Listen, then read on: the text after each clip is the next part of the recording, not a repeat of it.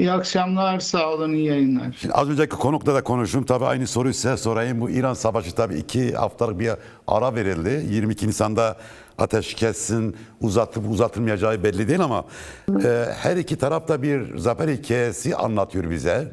Yani dünya kamuoyuna, kendi kamuoyuna. Siz nasıl bakıyorsunuz? Kim kaybetti, kim kazandı? Veya bunu bir kayıp kazanım olarak görebilir miyiz? Nasıl değerlenmek gerekiyor bu savaşın, 40 günlük savaşın bu ara dönemdeki sonuçlarına baktığımız zaman? Tabii savaş bitmedi. Bitmeyen savaşın kazananını, kaybedenini belirlemek çok zor. E, Süreç devam ediyor ve bence yakın zamanda bir anlaşma yapılsa bile bu savaşın tamamen bittiği anlamına gelmeyecek. Dolayısıyla savaşın bittiği ancak ortaya net bir anlaşma çıktığında belli olur ve bir süre sonra, bu anlaşmadan da bir süre sonra, gerçekten Orta Doğu'da İran bağlamında taşlar yerine oturduktan sonra belli olur. O zamana kadar savaş sürecek. Çünkü bu savaş sadece İran'la ABD arasında bir savaş değil. Bu savaş İran'ın arkasında olan işte İran, Rusya gibi güçlerle ABD'nin beraber hareket ettiği, işte İsrail'in ve belli oranda Körfez ülkelerinin bir savaşı. Dolayısıyla bu bir paylaşım savaşının en önemli boyutu şu anda. O yüzden böyle kolay kolay kısa bir sürede şekillenecek bir durum yok. Diğer taraftan eğer olay psikoloji bu an, yani şu an itibarıyla bir fotoğraf çekmek gerekirse, psikolojik olarak İran sanki kazanmış gibi görünüyor ama fiziken, askeri açıdan tabii aynı şeyi söyleyemeyiz. Her halükarda işte 20 bin tane sorti yapılmış ülkesine, 3 bin tane üst düzey hem askeri hem bürokrasideki üst düzey elemanlarını, yöneticilerini kaybetmiş. Yani bunu İran'ın savaş anlamında bir başarısı olarak, tabii orantısız güç var, o ayrı mesele, ama yani bir İran bu savaşı kazandı, böyle bir durum yok. Ha, psikolojik olarak, ama yani savaşlar da psikolojik olarak kazanımlarla değerlendirilmiyor. Her halükarda benim diyeceğim sonucu göreceğiz ve bence bu savaşı İran'ın, yani İran'da var olan rejimin kazanması son raddede çok zor. Ben imkansız gibi görüyorum. Bu sadece bir zaman meselesi. Dediğim gibi ABD Neden daha evvel imkansız olarak biliyorsunuz görüyorsunuz? Neden imkansız? Yani çünkü bize başka fotoğraf vermek isteyenler de var. Hatta şöyle de yani söyleyeyim. Sanki az önce siz de söylediniz. Sanki İran kazanmış gibi bir hava da yaratılıyor. Bu tabii bunun nedeninden bir tanesi Amerikan karşıtlığının hem Avrupa'da hem de başka yerlerde daha güçlü olmasından da belki kaynaklanıyor. Ve insanlar içinden geçen arzularla şeyi söylüyorlar. Ama siz kesinlikle mümkün olmadığı söylediniz. Neden İran kısa ve orta gelecekte bu zaferi, bu savaşı kazanamaz sizce? Çünkü karşısındaki düşmanı kadar gücü yok ve onu destekleyen güçler de sonuna kadar İran'ın arkasında durmayacaklar. Mesele Rusya ve Çin ise Rusya ve Çin İran'la beraber ortak bir müttefiklik, askeri anlamda müttefiklik ilişkisi geliştirmesi için epeyce zamanları vardı. Yani bunu yıllardır süren süreç boyunca, ki bu süreç boyunca İran'a şu anki olan saldırılar bekleniyordu. Bu adı geçen ülkeler nasıl ki benzer bir ilişkiyi Rusya Kuzey Kore ile yaptıysa, ya da nasıl ki benzer bir askeri müttefiklik ilişkisini bugün Pakistan, Suudi Arabistan'la yapıyorsa, Çin, Rusya ve İran da yapabilirdi. Hatta bu konuda İran'a ben Rusya'nın ve Çin'in böyle yapması için, böyle bir şey için istekli olduklarını da biliyorum. Yani Avrasya'yı gel sen de kitleyelim diye. Çünkü Türkiye, bu Avrasya meselesi Türkiye ile kitlenmiyor. Neden?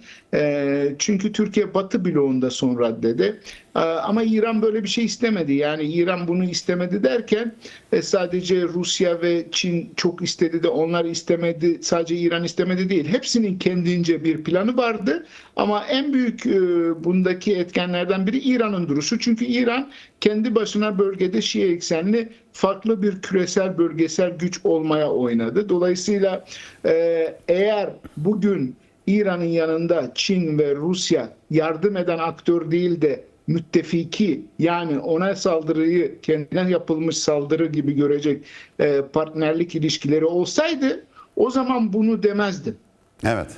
Ama şu anda öyle bir durum yok. Yani İran'a yardım eden, İran'ı bir şekilde askeri anlamda, ideolojik anlamda, psikolojik anlamda demiyorum, askeri anlamda ayakta tutan desteğin nereye kadar süreceği ve bu ülkelerin yarın ABD ile anlaşıp anlaşmayacağının bir garantisi yok. O yüzden, sadece bu yüzden, yani somut, yoksa ben emperyalizmin de ne olduğunu biliyorum. İran rejimine de zerre kadar sempatim yok. İsrail'in de ne olduğunu biliyoruz. Bu ayrı mesele. Ama ben sahadaki güç dengesine bakıyorum ve İran rejiminin kendisinin de bence halk İran rejimini destekliyor, etrafında kilitlendi diyenler doğru söylemiyorlar. Öyle bir şey yok. Tabii ki yani hiçbir ülke yenilmek istemez, rejim ne olursa olsun. Hiçbir ülkenin vatandaşı yenilmek istemez. Tabii kayıplar da vermek istemez. Ama ben eminim ki sahadan, ben de işte iletişim içindeyim bir sürü İranlılarla. İzlenimim şu: İranlıların büyük bir kısmı anlaşılmasını istiyor. Yani ülkelerinin dağılmasını istemiyorlar, doğru, efendim şu bu, ama anlaşmayı istiyor. Yani bugün ya İran'daki rejimin, burada İran'ın çoğunluğunun bu savaşa karşı ayaklanmamasının ya da rejime karşı ayaklanmamasının nedeni rejimi desteklemek değil. Sadece bir savaş var. Bir kere kendi açısından savaş sürecince zaten 12 gün savaşlarında da ayağa kalkmadılar. Ondan 6 ay sonra kalktılar. Bu bir. İkincisi de çok ciddi bir sert bir tepkiyle karşılaşacaklarını biliyorlar. O iki faktörden dolayı, bir, ben rejimin içeride halk tarafından desteklendiğini tam olarak düşünmüyorum. İki, savaş açısından karşısındaki güce göre, yani askeri açıdan daha düşük pozisyondalar. Üç, bölgesel güçlerinde hiçbiri aslında bu savaşı İran'ın kazanmasını istemiyor. Buna Körfez de dahil, bence Türkiye de dahil. Evet. Ben de olsam istemem. Ama tekrar ediyorum, belki yani hiç kimse İran'ın yerle bir olmasını istemeyebilir. Bu ayrı mesele. Çünkü ortaya çıkacak kaotik durumla ilgili herkesin bir şüphesi var. Ama bu, herkesin İran'ın bu savaşı kazanmasını istemesi şeklinde okunmamalı. O yüzden ben bu olayın daha uzun süreceğini düşünüyorum. Bu olay öyle basit bir İran çatışması değil ve yarın anlaşsalar bile İran'daki rejim değişene kadar Orta Doğu'da taşlar yerine oturmaz. Çünkü İran yerine oturmadan Orta Doğu'daki taşlar yerine oturmaz. Onun için de İran'daki rejimde bir değişiklik olması bence tarihin akışına uygun olan budur diye düşünüyorum. Peki ama burada sürpriz olur mu? Sürpriz olursa da ancak uzatmaları oynayabilir, o kadar. Peki burada Amerika Birleşik Devletleri İsrail'in hedeflerinde bir örtüşme mutlaka var da, ama bütüne bir örtüşme söz konusu mu? Yani İran için İsrail'in arzuladığı nedir? Amerika Birleşik Devletleri'nin sizce neyi arzuluyor? Yani Trump yönetimi ne umuyor İran'daki meselede? İsrail'in hedefleri nedir? Burada ikisi tam bir örtüşme var diyebilir miyiz? Yoksa burada bazı farklılıklar söz konusu mu?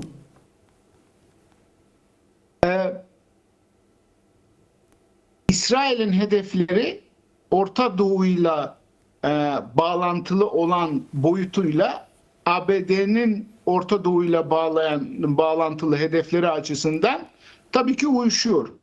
Ama bunun üzerine artı bir de İran Savaşı'nın global, ABD'ye özel sebepleri de var. Dolayısıyla bu anlamda ABD için olan önemi İsrail için olan öneminden daha fazla. Çünkü ABD bu savaşla beraber aslında yeni dünya düzenine geçmeden evvelki önemli bir etap gördüğü bu durumda o Avrasya'da Çin'le olan ileriki çekişmesinin sınırını belirlemek istiyor. Evet. Bu İsrail'in oyunu değil. Bu küresel bir oyun. Bu Çin'le ABD'nin oyunu. Belli ölçüde Rusya'nın oyunu. Ama bunu yaparken bölgede İsrail gibi bir müttefikinin olması, ki İsrail faktörü, hatta onun dışında bu Epstein faktörleri falan bu olayı hızlandıran ya da bu olayın gidişatını etkileyen, süreci etkileyen faktörler olarak var tabii. Ama İsrail ABD'nin kendi yanında İran'a karşı savaşa girmesini 40 yıldır istiyor. 30 yıldır bilemediniz istiyor. Peki ABD niçin bugün girdi? Çünkü o dediğim küresel faktörlerle örtüşme anı, yani bu ideal dalga dediğimiz olay şimdi geldi. Kaldı ki şu anda bile birçok sorun yaşanıyor. Şu anda bile acaba erken miydi değil miydi? Ama her halükarda ben şundan eminim. Yani bazı yorumcuların bu iş işte İsrail'in dolduruşuna gelerek başlatılmış bir savaştır şeklindeki yorumlara kesinlikle katılmıyorum. Bunun rolü var, muhakkak var. Her şeyin rolü var. Ama asıl belirleyici etken küresel paylaşım savaşında neokoncuların vitrine Trump gibi gelgitleriyle belli bir gelgitleri olan, böyle işte tam yorumlanamayan bir aktörü vitrine koymalarının dışında Trump'ın şahsi istek ve görüşleriyle ilgisi olmayan bir savaştır diye düşünüyorum. Evet. Peki burada tabii son günlerde Türkiye-İsrail arasında tekrardan bir söz düellosu var. Her iki taraftan açıklamalar söz konusu. Aslında bugün baktım İsrail basında da Türkiye'ye yönelik bir takım analizler yazılmış. Örneğin işte bu İran savaşı fırsat bilip İsrail'e karşı konumlanıyor diye. Sizce gerçekten Türkiye-İsrail arasında ciddi bir kriz mi var? Şimdi bütün bu yaşadıklarımızda İngiltere faktörü çok önemli. Bu dediğiniz soruyla da direkt bağlantılı. Evet. Çünkü yaşadığımız süreçte İran'ın şu anda bir şekilde ayakta kalması ve direnmesinin arkasındaki en büyük etkenlerden biri İngiltere'nin bu savaşta ABD'ye karşı olması. Çünkü var olan bölgedeki statüko İngiltere, Tahran, Ankara ve Londra merkezli bir statüko. Bunun değişmesini istemeyen bir İngiltere var. O yüzden şimdi bu dediğiniz soruda da bu faktör çok önemli. Şimdi İngiltere-İsrail ilişkilerini ya da Türkiye-İsrail ilişkilerini İngiltere faktörü olmadan okuyamıyoruz. Ve bu savaş başladığı andan itibaren ve öncesinde biz Londra ile Tel Aviv arasında ciddi bir çekişmenin bu savaşın öne alınmasında ya da işte 40 gün evvel başlanmasında etken olduğunu düşünüyoruz. Ben şahsen öyle düşünüyorum ve devamında da Türkiye'nin İngiltere ve ABD arasındaki bu çekişmenin arasında gitgelleri yaşayan bir durumda olduğunu düşünüyorum. Yani kabaca eski diyelim ki partneri ya da dayandığı güç İngiltere ise yeni partneri ABD'ye geçiş sancılı oluyor. Şimdi bu İsrail için de geçerli. Normal şartlarda İsrail ile Türkiye arasında böyle ciddi stratejik bir çelişki yok. Bir sorun yok. Konjüktürel çelişkiler var. Bir de Cumhurbaşkanı Erdoğan'ın seçilmesiyle beraber ideolojik faktör ön plana çıktı. Ama bütün bunlar konjüktürel. Yani sonuçta bu İsrail kurulduktan sonra biliyorsunuz İsrail'i tanıyan büyük ülke, ilk Müslüman ülke Türkiye'ydi.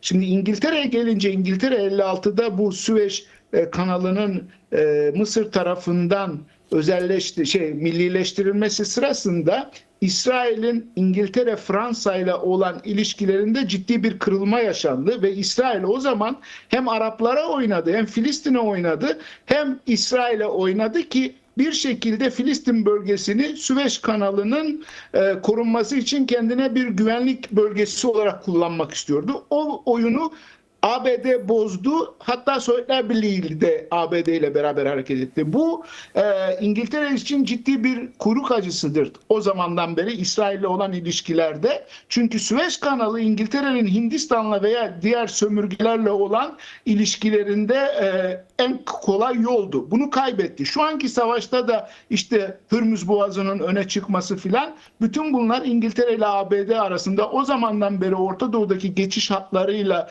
bağlantılı savaşın türevleri gelişmesi. Şimdi Türkiye bunun içerisinde. Türkiye'nin şöyle toparlayayım.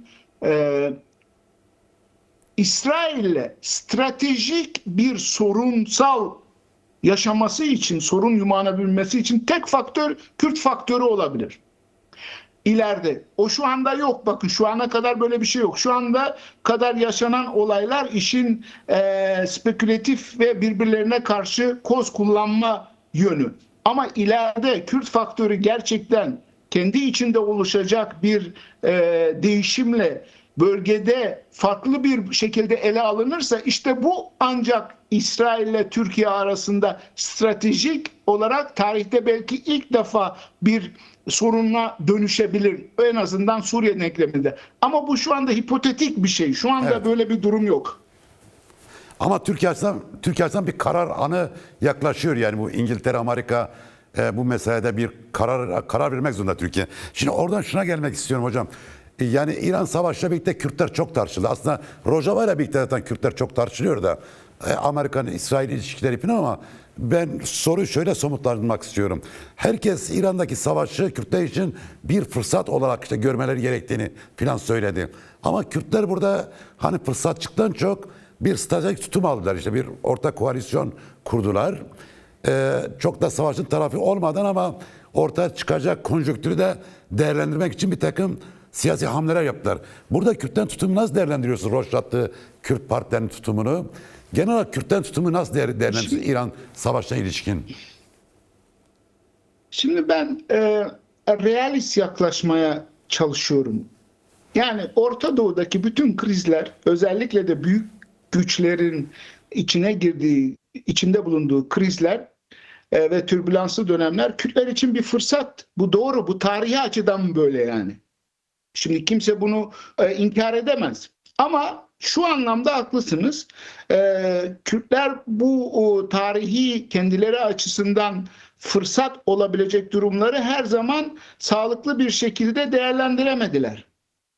Şimdi bu da Kürtler açısından bir fırsat olarak görünüyor. Ama dediğiniz gibi yaşandığımız bu son 1,5-2 aydaki süreçler gösterdi ki burada Kürtler daha çok kendini koruma refleksiyle hareket ettiler ve bence doğru yaptılar. Ama bu Kürtler stratejik bir akılla hareket etti şeklinde keşke öyle olsa yorumlanabilir mi? Burada ciddi bir tartışma konusu. Bence Kürtler bunu tartışmalı. Yani kendini koruma refleksiyle hareket etti. Bravo, çok güzel. Doğrudur. Şu anda bunu yaptı. Peki bu Kürtlerde stratejik bir aklın oluştuğunun göstergesi ve garantisi midir? Bu konuda şüphem var. Peki bir soru sorabilir miyim? Bir soru sorabilir miyim? Buradaki parametre nedir? Yani stratejik akılla ilgili söylediğiniz şeyde parametre ne olmalıdır? Tabii çok güzel bir soru. İyi ki sordunuz. Stratejik akıl eğer söz konusu Kürtlerse, herhangi bir parti değilse, o zaman bütün birleşenlerin ortak üretmesiyle oluşturulur. Bu kadar büyük bir halkta sadece küçük, yani küçük dediğim bir parti ya da bir kesim stratejik bir akıl oluşturamaz. O onun stratejik aklı olur. Ve şu anda maalesef hiçbir Kürt hareketinin bütün Kürtlere dikte edebileceği, pozitif anlamda söylüyorum, stratejik bir başarısı yok. Ortada yok. Yani en son işte güneydeydi. O güneydeki olayda bu referandumdan sonra ne oldu hepimiz biliyoruz. Rojava'daki durumda ne olacağı belli değil. O yüzden şu anda sakin, çok doğru yaptılar yani Kürtler şu süreçte. Ama bunu bir stratejik akla dönüştürmek için ortak mekanizma, ortak yönetim, ortak açıklama yapacak sekreterya, böyle bir durum yok. Şu anda bize gösterilen birlik özde bir birlik değil, sözde bir birlik. Bu da iyidir. Umarız ki bu bir sonraki anlatmaya çalıştığım etabın bir aşamasıdır. Ama inşallah öyle olur yani. Evet. Çünkü var olan şeyi ben negatif görmek için söylemiyorum ama yeterli bulmadığımı ve bunu Kürtlerin stratejik ortak bir aklı oluşmuştur şeklinde yaparsak, değerlendirirsek ileride bir kere daha Kürtler hayal kırıklığına uğramasın diye bunu söylüyorum. Sadece bunu yani kötümser bir şey için söylemiyorum. Çünkü dediğim gibi bu süreci iyi yönetiyorlar diye düşünüyorum. Ya çok doğru söylüyorsunuz tabii. Burada Yani 6 partinin bir araya gelmesi, bir koalisyon kurması önemli. Ama sizin dediğiniz gibi ortak savunma, ortak bir fikriyat, ortak diplomasi, ortak bir hareketlik. Yani hani dipteki bu dalganın Roja'da gördük. Daha böyle hani rezüme edilmiş, şekillenmiş bir halini hepimiz görmek istiyoruz. Çok teşekkürler Doçent Doktor İkbal Dürer programa katıldığınız görüşlerinizi paylaştınız. Ben teşekkür ederim. Çok sağ olun, çok var olun.